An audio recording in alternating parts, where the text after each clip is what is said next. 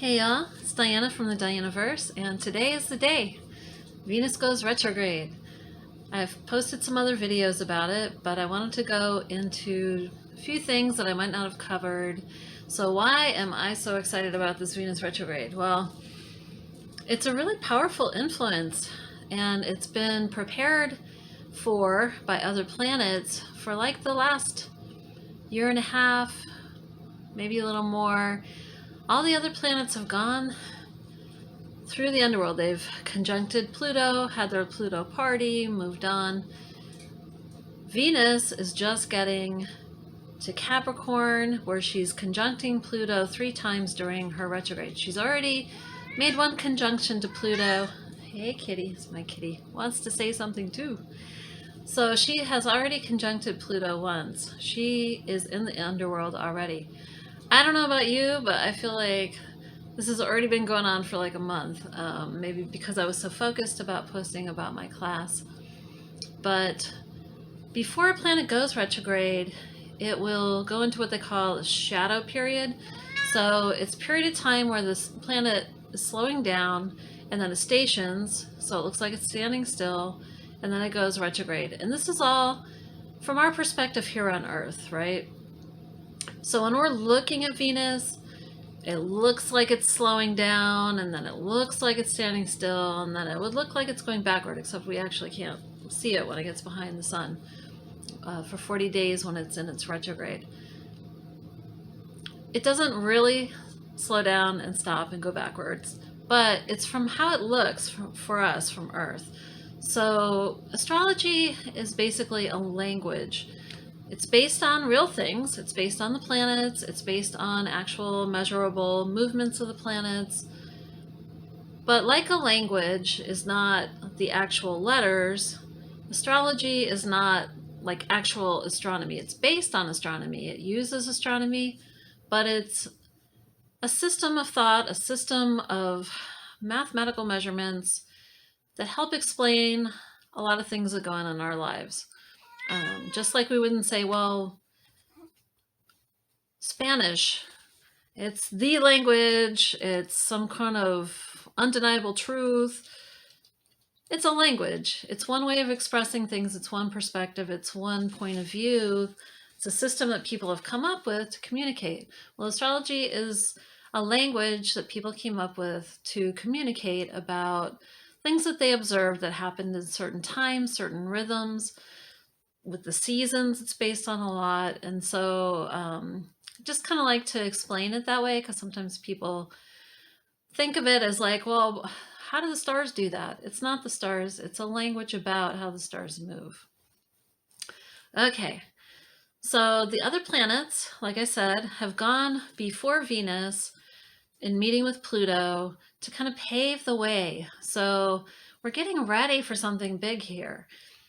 Venus is only in this particular cycle, like every 165 years, I think, where it's in the exact same signs and same aspects.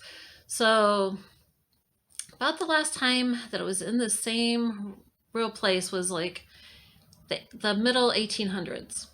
You can see, if you look back, all kinds of creative things happened back then. One that's come up for me a lot lately, for whatever reason, is Charles Dickens. Rented the movie, didn't even realize it was about Charles Dickens, learned about his life. Another astrologer was doing the chart of Charles Dickens and was going into it, and I just heard on Astrology Hub they were talking about the Christmas Carol and Charles Dickens. For some reason, his consciousness is really coming to the surface right now, and that's probably because you've got Jupiter in Aquarius, which that's a 12-year cycle that happens, but it's not always at the same time that you've got Venus in Capricorn, conjunct Pluto, and these other things. So a lot of social consciousness. Aquarius is about the greater good, the greater society. It's about networks. It's the sign of the internet and technology. So we'll see a lot of things coming up this year that are going to be about the greater good and the social good. Being popped up so that we can rethink how our society works.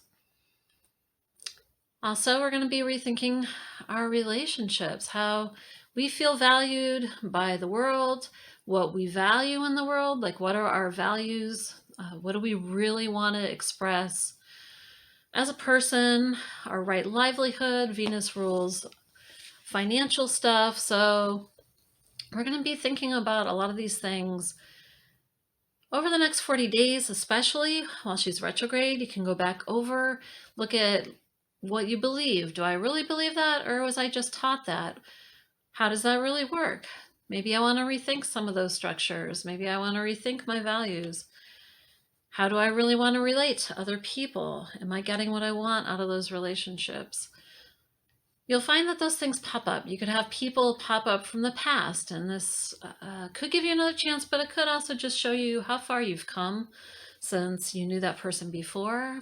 But retrograde periods are a great time for people to pop up out of nowhere, like, hey, remember me? Situations, things that you've already gone through, and you're like, oh, geez, this is happening again. Especially where it relates to like home, finances, relationships. Those are the big ones. She's conjuncting with Pluto. Pluto's the god of the underworld. Pluto had a lot to do with riches. He was known as the king of the riches because if you think about things that we back our money with, they would have all come from underground. Things like gold, silver, copper, iron, and so forth.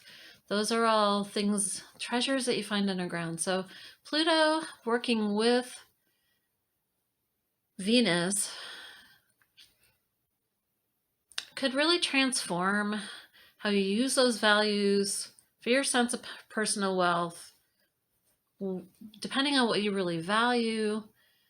There's gold to be found in going through some of these things. It's not an easy transition. Like Pluto really makes you look at what's going on and how you feel about it. You can't just sweep it under the rug, so to speak.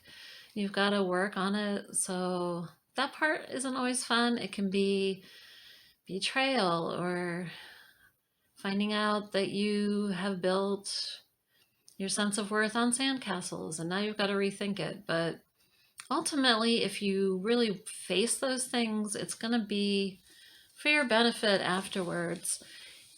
I think for me, Venus and Mars are going to be the biggest influences at the beginning of the year, and that's going to carry into the year. It's setting the tone at the beginning of the year because Mars traditionally would have ruled Scorpio, which we now associate with Pluto. Mars is in Capricorn, which is a serious sign. It's in Sagittarius, but it'll be moving into Capricorn. They're going to be kind of traveling together right at the beginning of the year because Mars will be going into Capricorn right at the end of the month, which we're getting really close to. So you'll start to kind of feel like where you want to do things. It's going to be stuff that you take a little more seriously. Sagittarius was more fun, like it's fall, we're getting to the holidays now. We're going to be like, okay, I'm really thinking about this at the end of the year. What do I want to do with the next year of my life? So I just feel like it's such a huge transit. Really following the myth of Persephone or Ereshkigal this year because Venus going into the underground with Pluto, the ruler of the underworld. Like in the mythology, she had to give up a lot to go down there and really know herself. Not inside her society, not beside her mother, but who was she when she was alone and she was in those dark places? It's kind of a coming of age story. Depending on the myth you read, she was either abducted and raped by Pluto or she wanted to marry him and her mother wasn't so happy about it, so she just went. And sometimes we do that when we are faced with situations in our life. We can't people please anymore. We have to decide what we really want. The Greeks were very patriarchal, but they often gave women an out by saying, oh, she was raped, like it wasn't her fault, right? But you're making these decisions to go to these places, and then you have to deal with the consequences.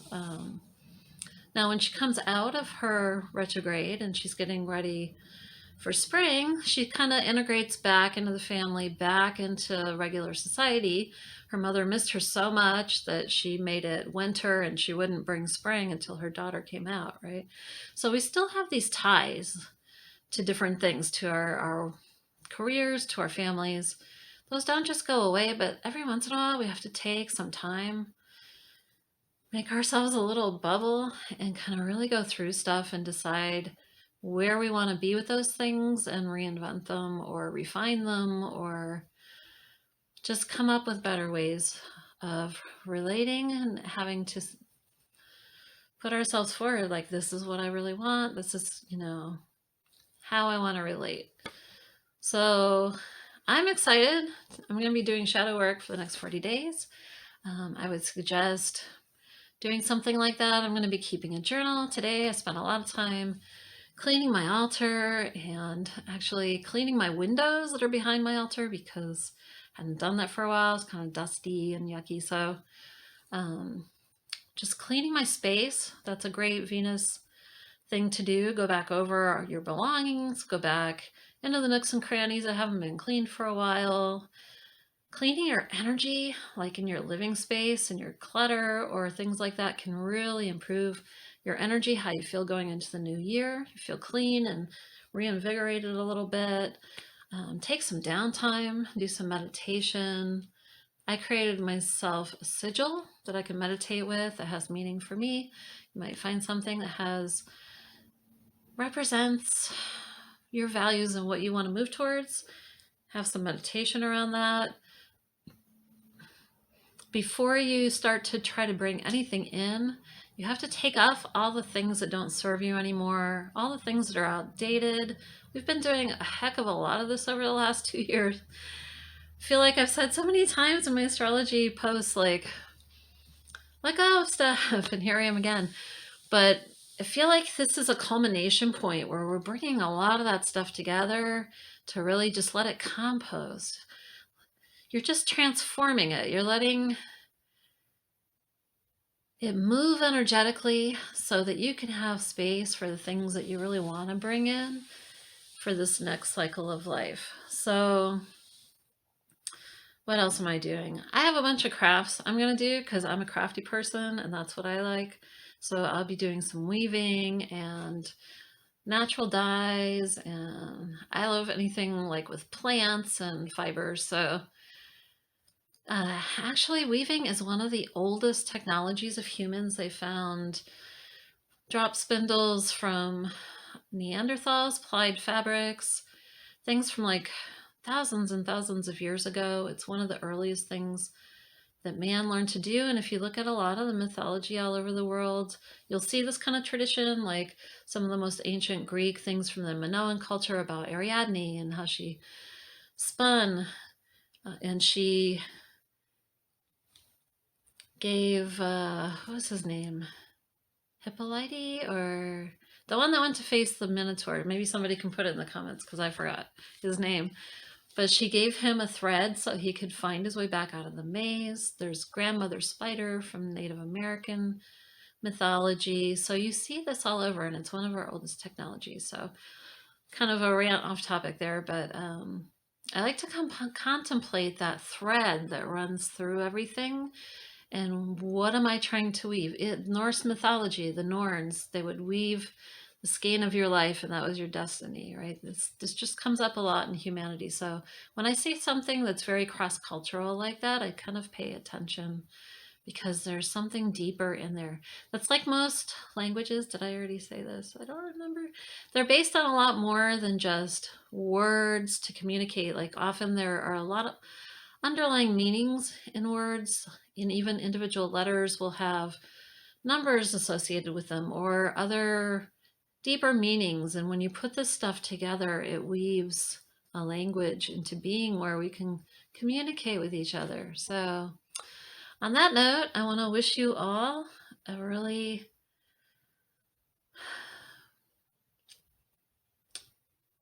what's the word I want to use? Really deep and soulful 40 days. I'll be doing a winter solstice celebration here in South Seattle. If you're in the area, you can look on Eventbrite and find that.